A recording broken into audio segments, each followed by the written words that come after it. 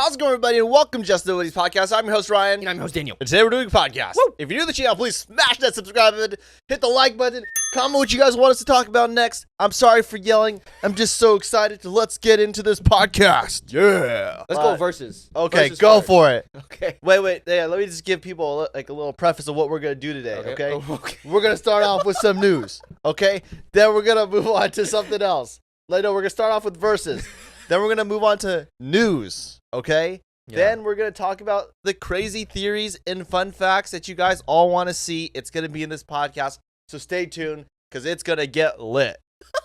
It's going to get lit. Going to get lit. Oh, gosh. Okay, so this week for versus, we're doing ice cream flavors. Your favorite dessert. Ooh. Is that your favorite dessert? One of my favorites. Ice cream is one type of food that I feel like no matter how full I am, I could still eat that. Oh. But what's your favorite? Favorite dessert probably is some kind of pizookie pizookie from BJ's. You know, like you got the hot melted chocolate chip cookie with the nice little scoop of vanilla ice cream. Yeah. You know, get that nice little crisp while it's hot, but yet when you break the surface, it's smooth and soft, you know? Wow, you really like bazookies. Yeah, it needs to be like that. First layer, though, needs to be kind of firm, like kind of rough, like a little crunch.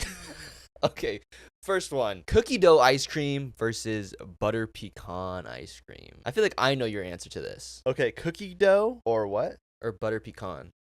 I know your answer. I know your answer. Oh, gosh. Can I guess your answer? Go ahead. Butter pecan. This is tough for me. Really? Because now Ben & Jerry's, Yeah. the pint-sized Ben & Jerry's, Right. The cookie dough one is really good. It is amazing. So it's tough for me to make this call because butter pecan is good, but it's only with select type like ice cream companies. Oh. So with that being said, I have to give it to drum roll, please. You're not gonna drum roll. Oh, for me? what do I do? You tap your legs or something? Okay. It's okay. It's all right. Never mind. I'll say butter pecan. Oh, okay. Oh, wait, that just took a turn. No, You were saying, like, I- this is a really hard one for you. It is hard, but gotta go butter pecan. Okay, cookies and cream versus mint chocolate chip. Oh, that is actually harder to answer. You know what's so funny? I feel like these are so much harder for you than the ones with like superheroes and like cartoons.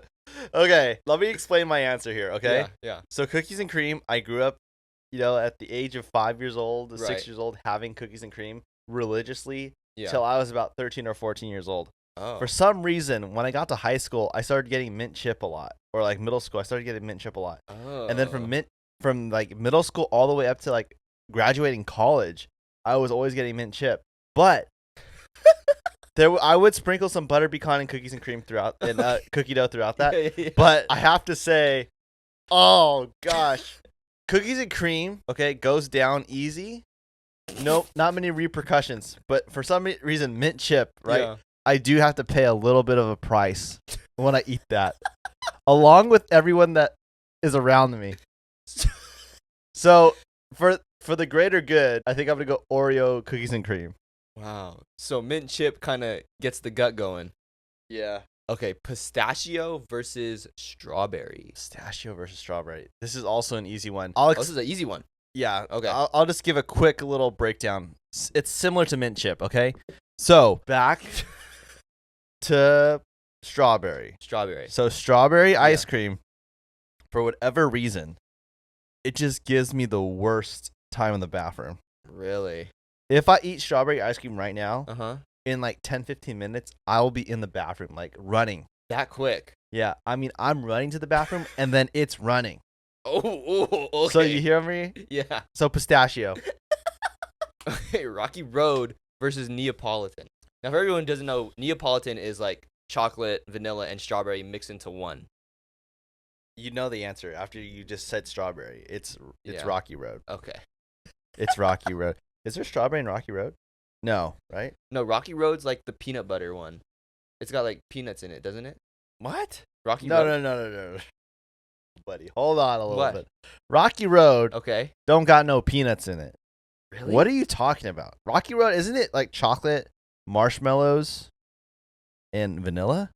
And maybe some Dude, almonds? I never had Rocky Road my entire life because I thought it was peanuts. Maybe there's peanuts. Don't start. But I never knew there was peanuts in that. Okay. I mean, does Okay. anybody else thought there's peanuts in that? I don't know. Okay.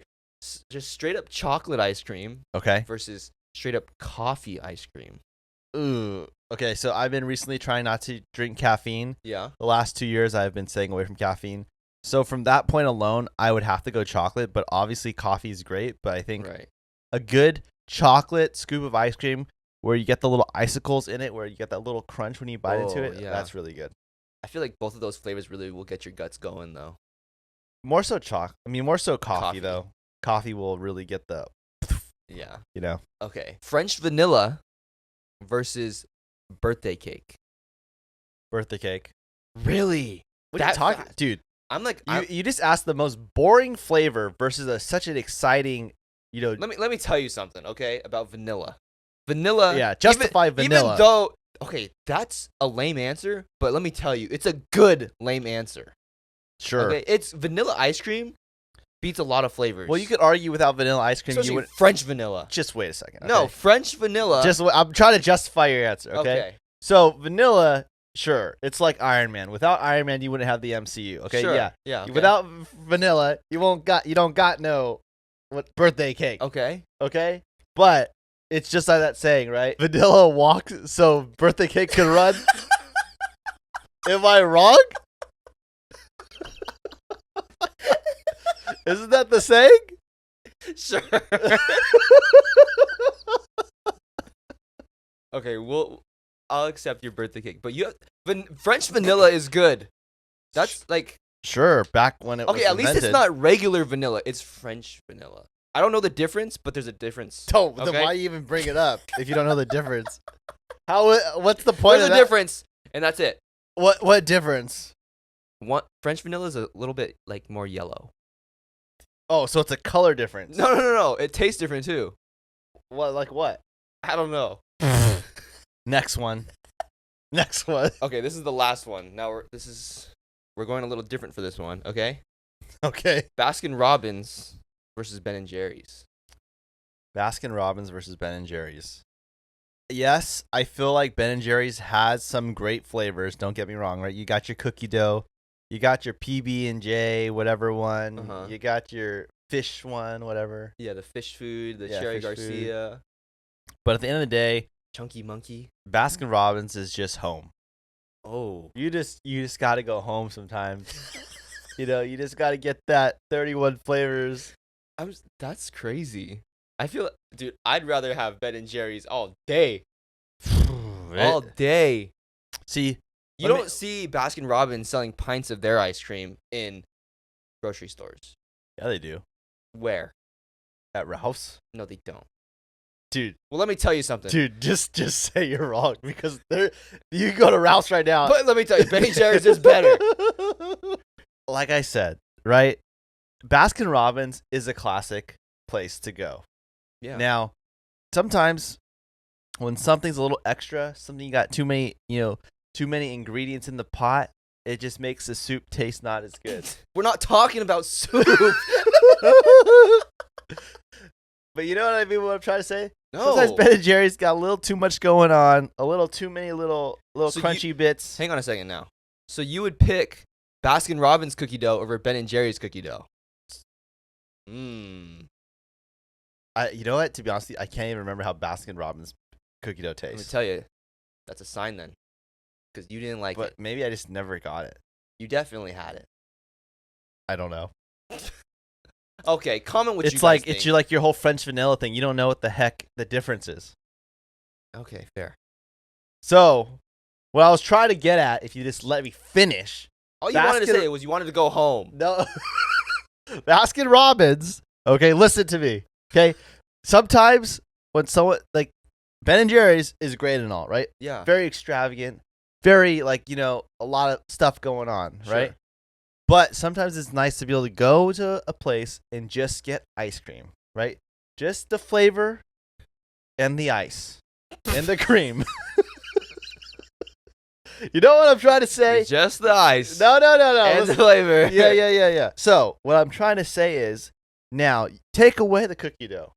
Okay. Take away the cookie dough. Okay. Right? Just some ice cream. Yeah.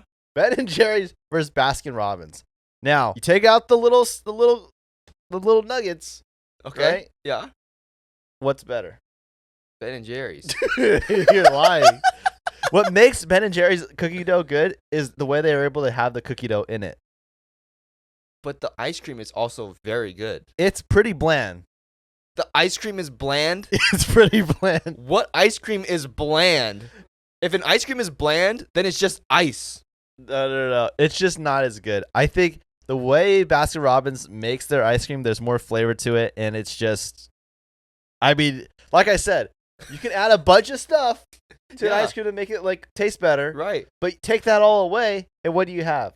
Ice cream. I'm going with Baskin Robbins. It's my opinion. Yeah, okay? You asked me a question. You could have your opinion. You asked me a question, and I gave you an answer. Comment what you guys think, because I have no idea where this just went. But yeah, comment what you guys think, and thank you for watching Versus. But we're getting into some crazy news now. Okay. Okay, so starting off, Justin Bieber. Okay, so last year, Justin Bieber bought a Bored Ape NFT. Yes. Now, for everyone who doesn't know, a Bored Ape is like it's an NFT, and it costs like crazy money, like millions of dollars. And well, some of them.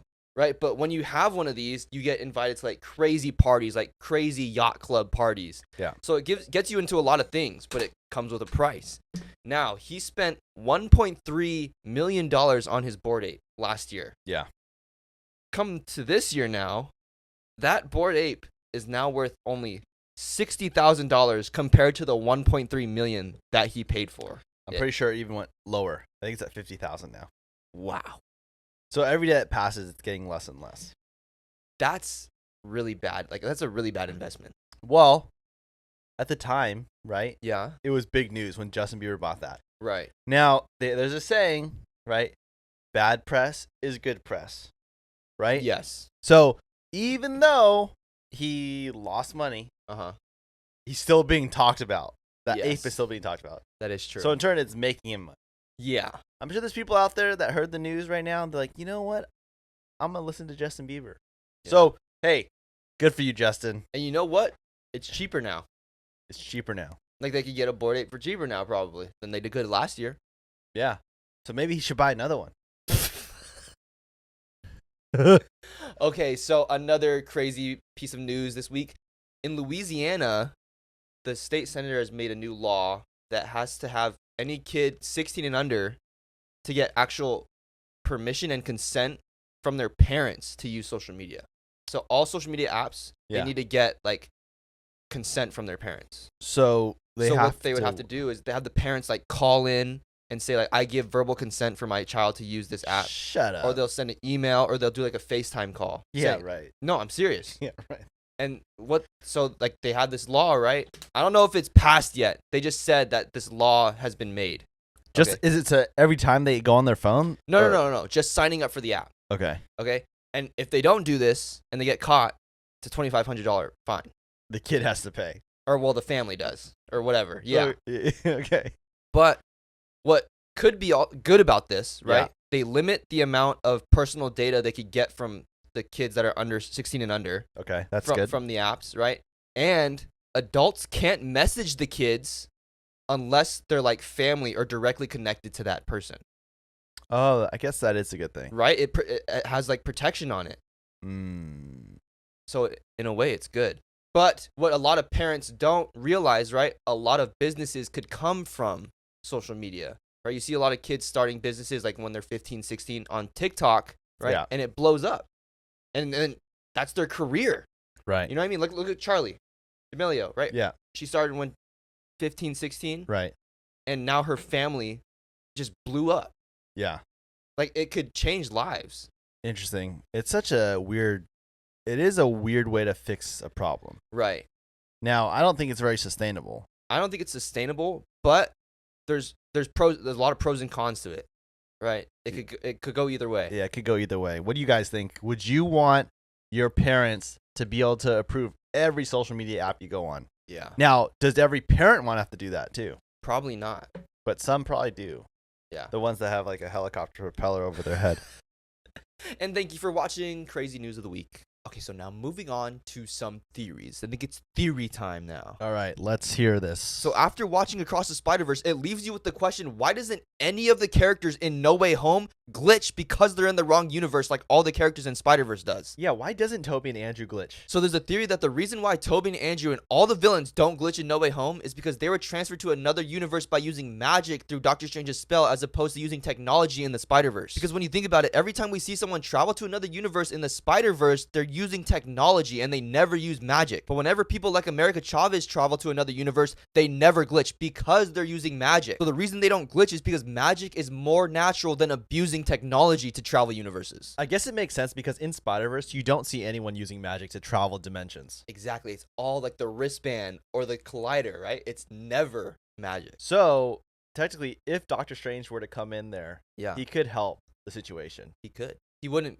They wouldn't glitch. Interesting. Ah. Could you imagine if Doctor Strange is in the next movie? I mean, they did tease him in the first one. Oh, yeah, they did mention him. Right. So, Beyond the Spider-Verse could be beyond just the Exactly. characters in the Spider-Verse. And they would need someone like Doctor Strange or America Chavez. Wow, that would be really cool if they did that. I think it's possible. Oh, wait a second. I do think.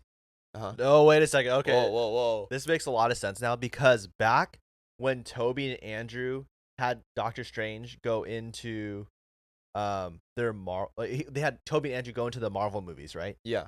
So technically the deal was that Sony would get a Marvel character to come into their universe in one of like a future film. And they owe them a cameo or appearance. So maybe Doctor Strange will be coming from the Marvel universe right over to the Sony verse for that one movie. And maybe it's Beyond the Spider-Verse. Oh my gosh. Did you just crack the code? No, I wonder if that's what it I is. think you might have just said Because it. that's why we're all thinking, like, why haven't we seen that one character come over? And maybe they're waiting till Beyond the Spider-Verse. Oh my gosh. You did it. That might be it. But staying on the topic of Spider-Verse, there's a theory that Miguel O'Hara is actually lying about what a canon event actually is. He does seem like he's acting really suspicious. So he says that every single Spider-Man will go through a series of events that every Spider-Man goes through on their spider journey, and that's called a canon event. And if they're interrupted, it'll destroy that universe. Right, that's what he says. But in the movie, the only time we see a universe almost collapse is when Miles saves the captain from Mumbattan and when Miguel tries to live in another universe for his entire life. So that means a universe will collapse only if a Spider-Man from another universe interrupts a canon event from the universe they don't belong in. So the theory is that Spider-Man could interfere with their own canon events, but they can't interfere with anyone else's canon events. And that's why after Gwen talked to her dad, he ends up quitting being captain, in turn interrupting her own canon event, and her universe didn't collapse. It is interesting because Miguel O'Hara, right, Yeah. obviously did some suspicious things, right? He lived out his life that he wanted to live Right. selfishly. So he probably has a lot of guilt and things that he's dealing with. Yeah. But in turn, there's something he's hiding, right? There's something internally that he wants, that he knows that he can keep doing if he convinces all these people that they're the ones that are wrong. Yeah, I feel like that's a big thing that a lot of people didn't take away from Across the Spider-Verse is that Miguel is lying about something.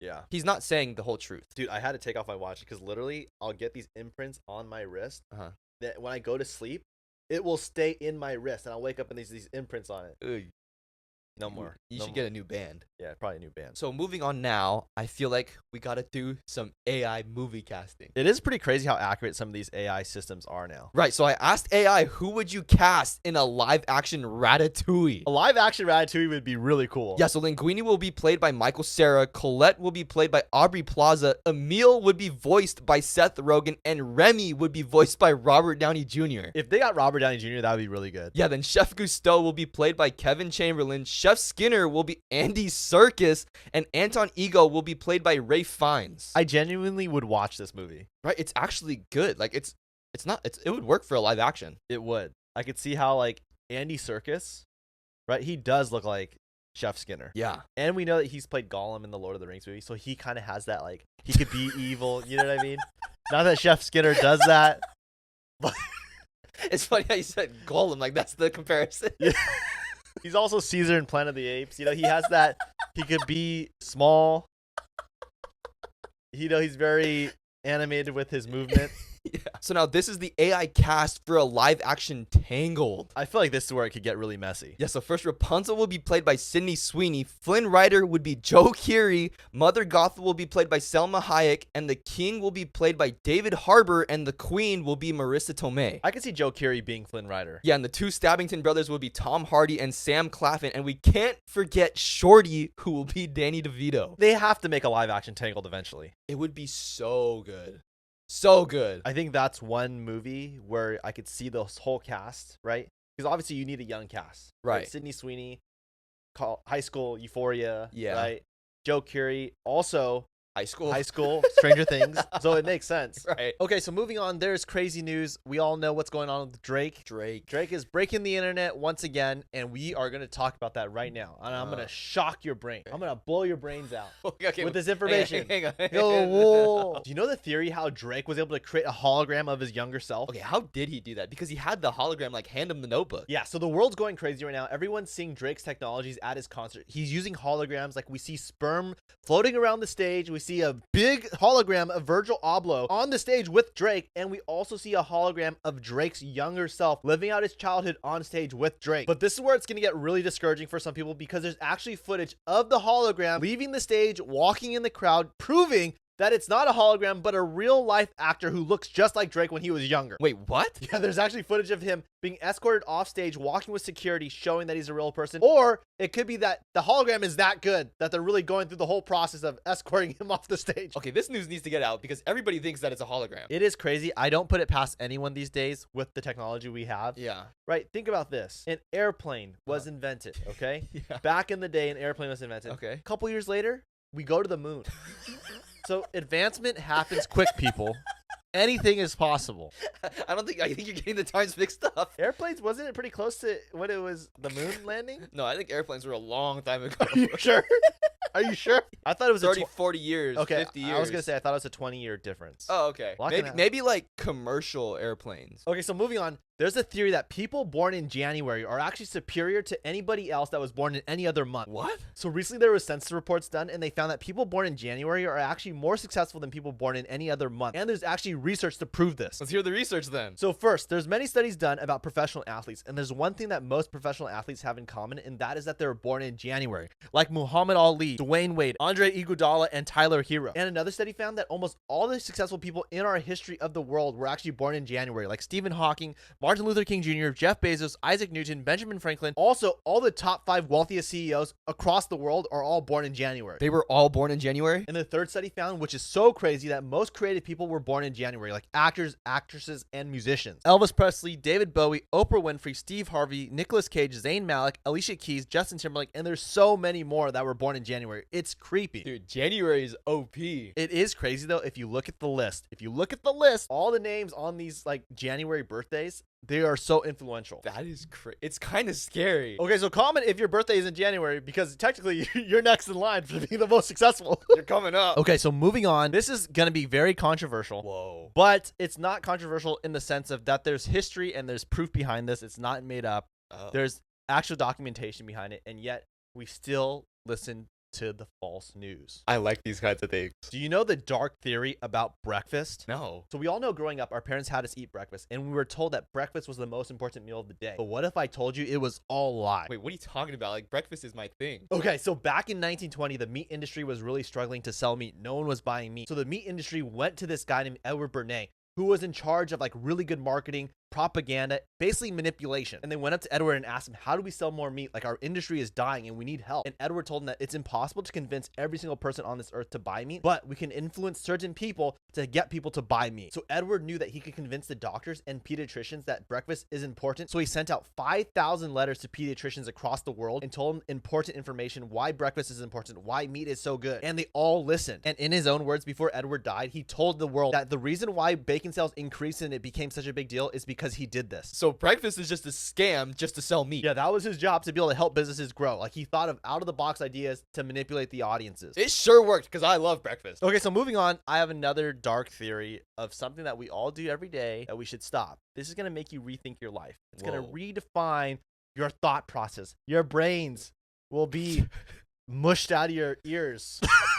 Do you know the dark theory why you should never say the saying knock on wood? Wait, why not? I say it all the time. Right, so everyone says knock on wood, and they do it to not jinx themselves, right? They always say it. But what if I told you that saying knock on wood is actually one of the worst things you could do in your life? How could that be so bad? So I saw a video by a priest, and he explained the meaning behind knock on wood. And what he said, in ancient times, people would go up to trees, knock on the tree, knocking on wood, hoping that a spirit would come down and grant them wishes, right? And make their dreams come true. But what the people didn't realize is that every time they would knock on wood, it was actually demon spirits living in the trees, and they come down and possess people. And many people in the village were getting possessed and going missing. And that is why it's so dangerous to continue saying knock on wood, because you don't know what's going to come out of it. I'm not saying it's going to happen anymore, but at one time, that's what the meaning of knock on wood was. I'm never saying it again. You know, the last couple of things I talked about were very dark, very not pleasant, I would say, very discouraging. It makes you question your life. So now I want to talk about some of the highlights in life. A positive note. This is for the viewers, not so much the listeners. This part of the podcast. So if you're listening to the podcast right now, this is where you go to YouTube and watch the podcast. Because this is going to be cool. We like cool things. Okay, so this is proof that there's actually superheroes living among us. Is that a kid? No way. He caught the kid. Yeah. Oh my gosh. Oh my gosh. No way. How do you not hear the train? He has earplugs in. Oh my gosh. Ah. Oh my gosh. Isn't that crazy? That's insane. And these are all moments caught on camera. Could you believe what's not caught on camera? This is what's going on in the world right now. Let me just ask this. How does that kid even start falling from the building? I know, right? Maybe he climbed out. I hate to say it. I don't want to get into specifics, but there has been many kids that live in high rises. Yeah.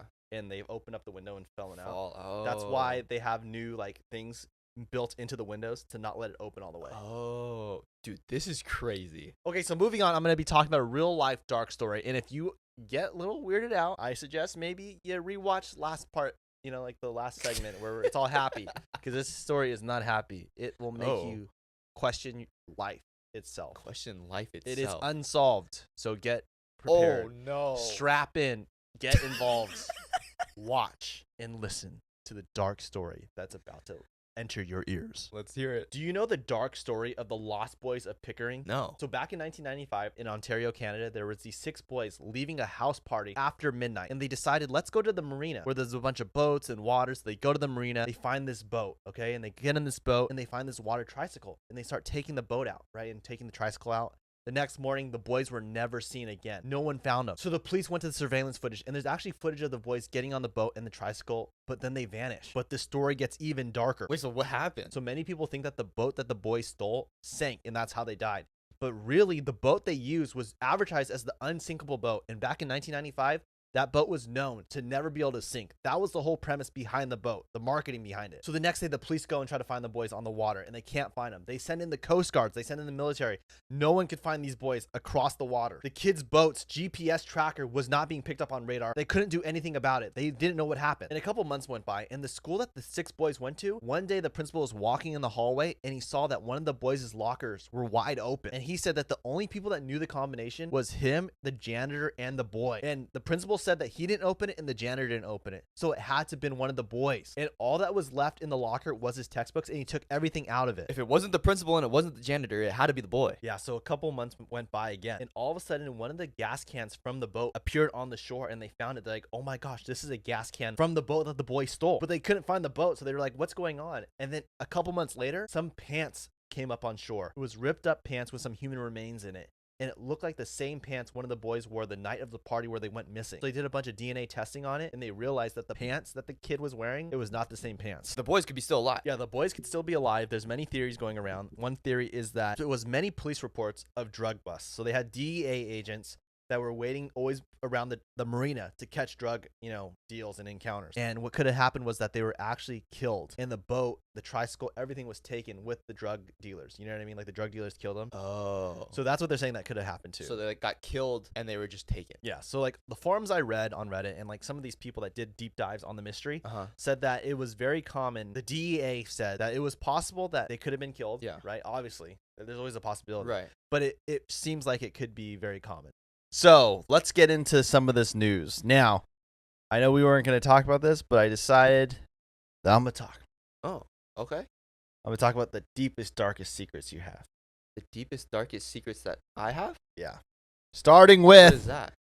Oppenheimer has just been released in some theaters for some Oh. people. Now, the early screening reactions have been really good. Very, like, mind-blowing. People are walking out Yes. and just being, like, totally in shock of what they saw. And it's a 3-hour movie, so it is going to be... There's a lot in there. Right. Lot to unpack. Apparently, I don't know how true this is. Okay. Christopher Nolan used 0 CGI in this movie. Oh. Every single shot was practical. There's a lot of explosions in this movie, right? So Well, there's at least one big one. yeah, at least, right? And there's no CGI. Yeah, so remember back when we talked about how he dropped a real nuclear bomb? Yeah. So I'm assuming that's what he's talking about. It's all practical. Like, he used a real nuclear bomb. Okay, that's crazy. Yeah, I don't know how that works. Yeah. Right? Like, where are you going to drop it? Right. That's, like, safe. Safe. Yeah. Because wherever you drop atomic bomb, like, who knows?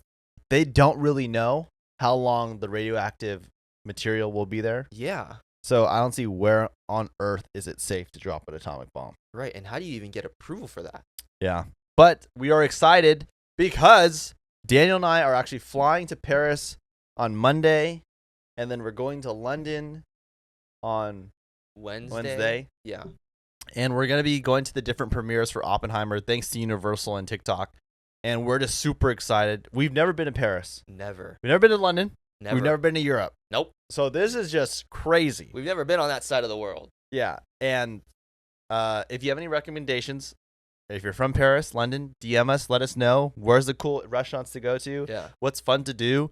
And then on Sunday, we are going to the Barbie premiere. Yes. So thank you so much, Warner Brothers and TikTok, for having us there. I just am so shocked that we have 2 iconic movies I know. that are going head to head. Yeah. But I really love the marketing, right? Everyone can go see both. I think it's such Right. a good time to see Oppenheimer first, go to Barbie second. For us, we're going to be seeing Barbie first, Oppenheimer second. But I think the ideal way to see this is probably Oppenheimer first and Barbie second. Mm, But we will let you know. yeah. Maybe our way is better. Right. Barbenheimer. Barbenheimer. All right, guys, if you made it this far on the podcast, thank you so much for watching. Make sure you hit the subscribe button, hit the like button, comment what you guys want us to talk about next week. And we'll see you guys tomorrow on TikTok. We'll see you guys next Sunday on Apple Podcasts, Spotify, and YouTube. We'll see you on the TikTok. God bless you guys. See ya. Love ya.